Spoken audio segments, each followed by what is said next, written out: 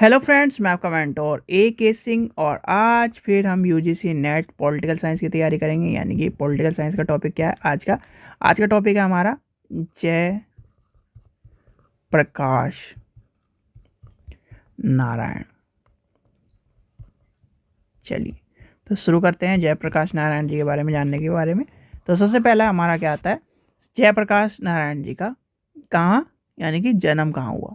ठीक है, तो सबसे पहले लेके चलते हैं जन्म इनका कहाँ हुआ। यानी कि इनका जन्म हुआ था बिहार राज्य में। क्या हुआ था? बिहार राज्य के छपरा जिले के सीताबर दियारा नामक गांव में कब हुआ था? 11 अक्टूबर, यानी 11 अक्टूबर 1902 में हुआ था। 1902 में हुआ था। ठीक है, जयप्रकाश नारायण अपनी इंटर की परीक्षा के बीच में ही क्या करे, छोड़कर 1921 में गांधी जी के असहयोग आंदोलन में सम्मिलित हो गए। किस में सम्मिलित हो गए? गांधी जी के असहयोग आंदोलन में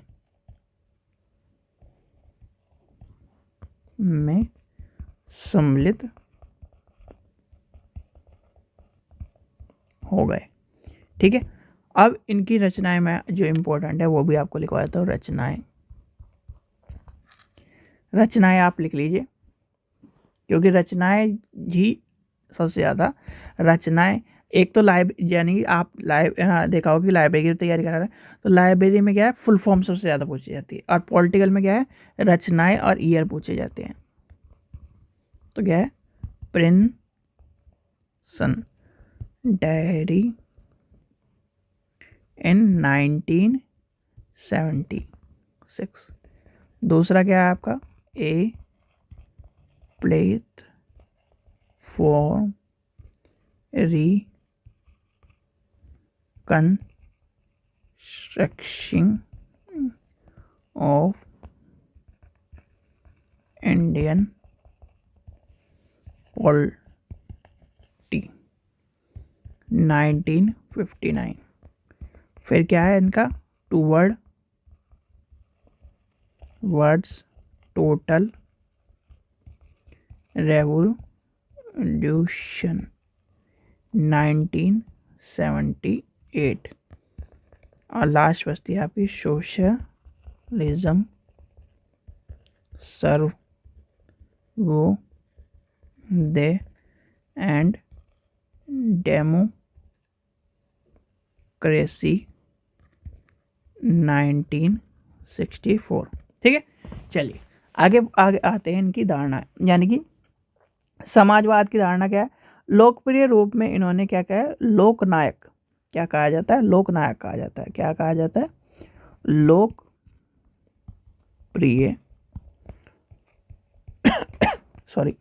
रूप में इन्हें क्या कहा जाता है? लोक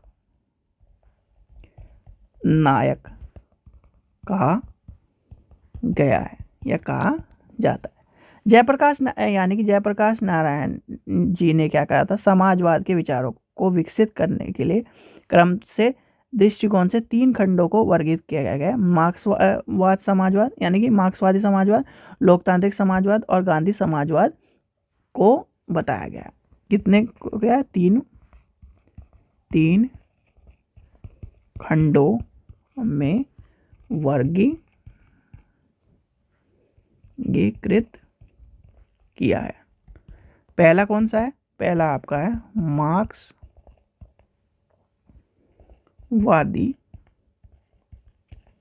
समाजवाद। दूसरा क्या है? लोकतांत्रिक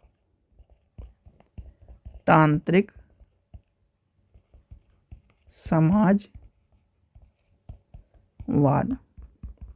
तीसरा क्या है? गांधीवादी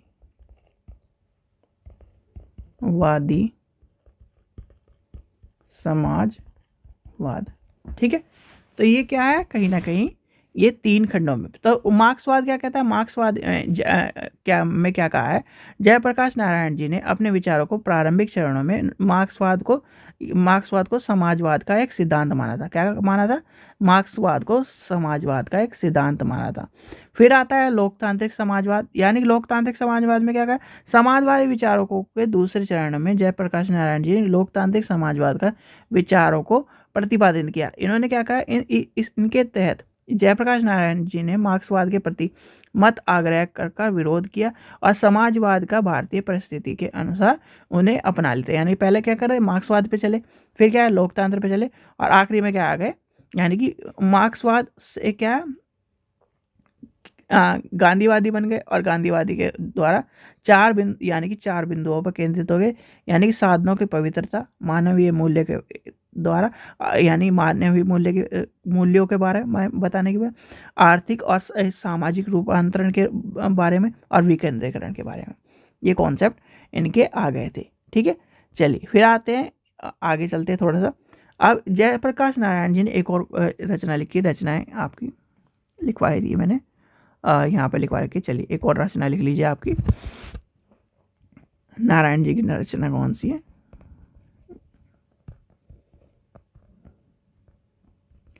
नारायण जी की रचना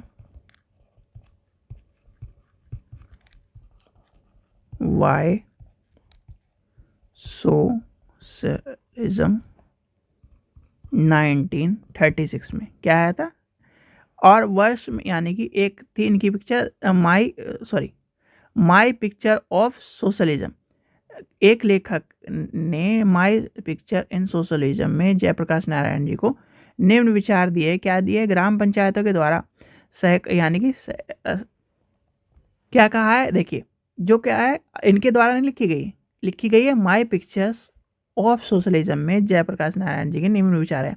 तो क्या है, निम्न विचार में ग्राम पंचायत द्वारा सहकारी खेती को यानी कि एक तरह से की जाएगी, भारी उद्योग राज्य को क्या है, प्रबंधन होने चाहिए, छोटे उद्योग को पर उत्पादकों का नियंत्रण होना चाहिए, राज्य की भूमि को सम्मिलित होना चाहिए।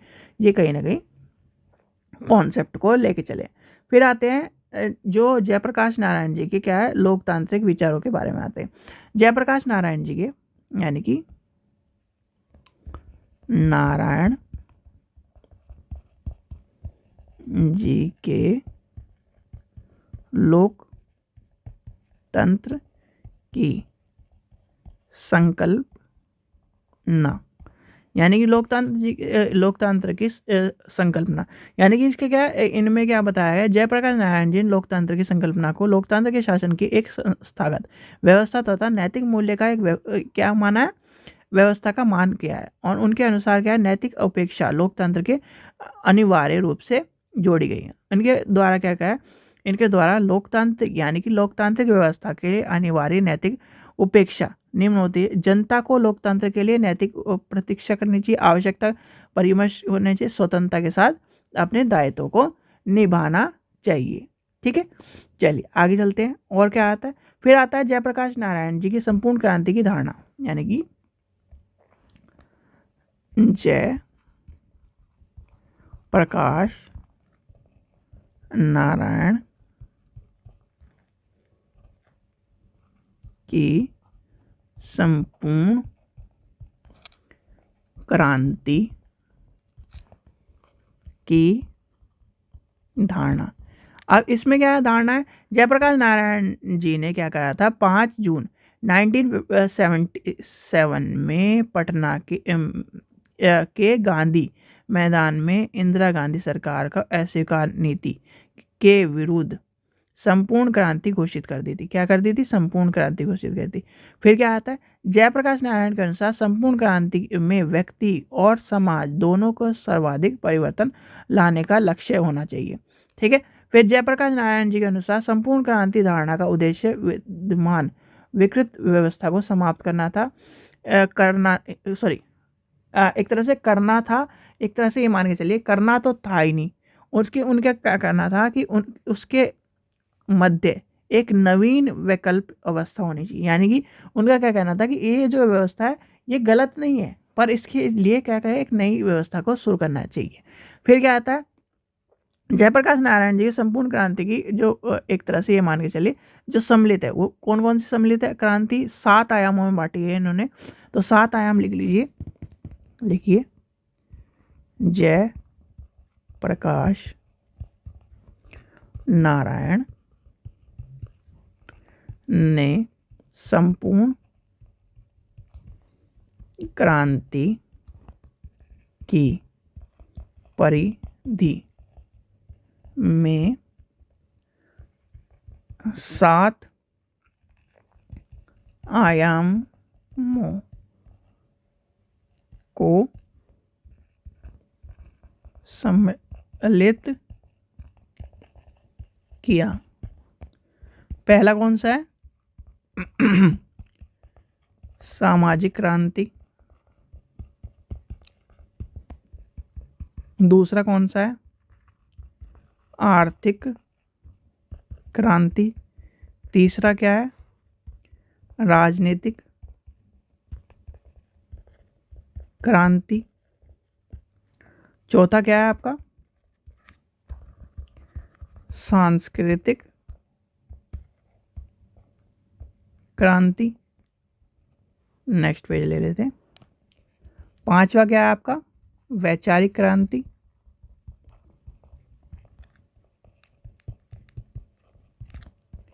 छठा क्या है आपका, शैक्षणिक